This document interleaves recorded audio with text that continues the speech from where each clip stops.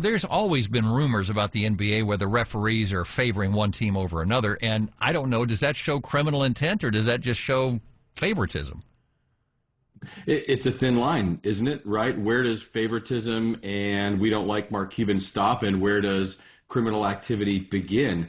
Integrity has always been a really big part of professional sports. Most professional sports take these things extremely serious. You look at the 1919 Black Sox banning Pete Rose for life. Making sure the game has integrity is pretty critical, and you don't want the fan base really thinking that it's any more than just a bad call here and there. Integrity is everything. Yeah, Jeremy, how would you even begin to look into something like this or find charges or something illegal? I mean, how does this even blow up to this extent?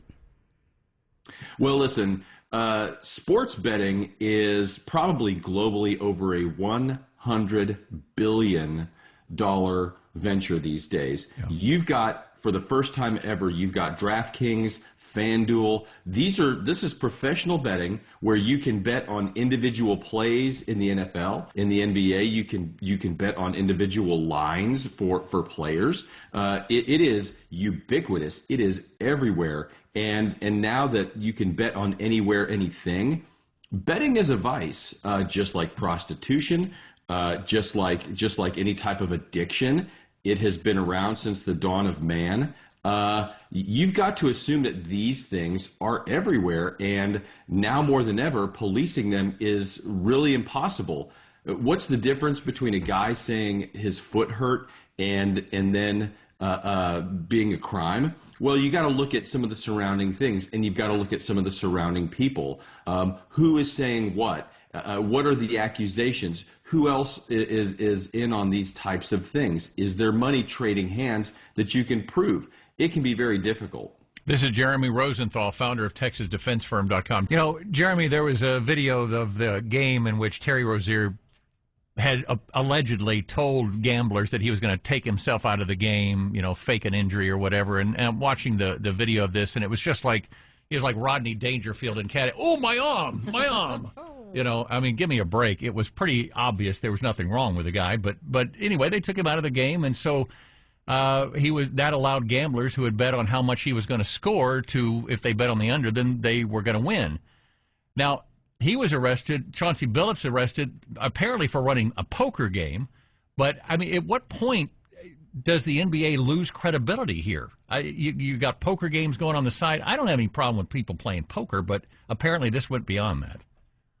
This is a nightmare for the NBA. This is what you fear if you're Adam Silver, that when you go to bed every single night, is that the tentacles of this industry sort of come out and reach and get you. And not only that, you've got the Mafia being cited. You've got the Gambino family. You've got La Cosa Nostra getting cited, which the last time I heard those guys' names was when Michael Corleone dropped their name in The Godfather 2. You remember that was the day that Frankie Five Fingers testified in front of Congress. Absolutely. And they brought his brother from Sicily. You remember that one? Oh, yeah.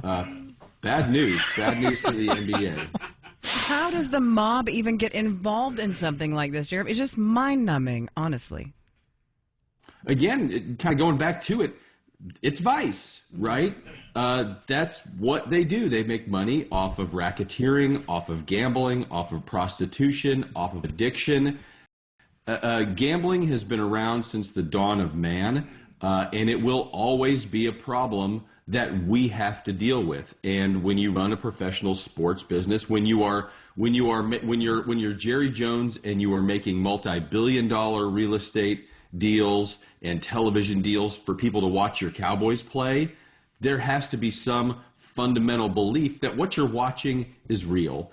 And that's what makes this so difficult, and that's what makes it so critical. On one end, we got a couple of bad apples that are kind of ruining it. It's not just a problem for the NBA.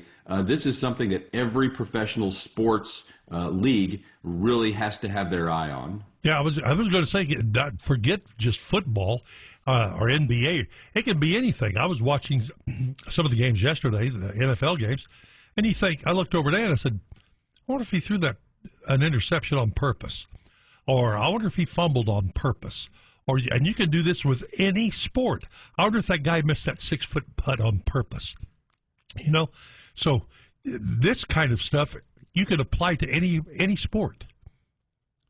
Absolutely, and that's why I miss putts. Anytime I miss a 6-footer or a 3-footer, it's on purpose. Yeah. But yeah, darn right. Look. Now you're talking. And when you think about it too, when you have players who get involved with the gambling, when they get in debt to somebody, when they owe somebody, if they've got a problem, if they can't handle a gambling issue or addiction, there's a lot of temptation there to say, hey, I'll go and throw this. And not only that, these are the ones, Chauncey Billups and Terry Rozier, this is what we know about. We don't know of all the other times when the players just say, look, go, just bet the under here.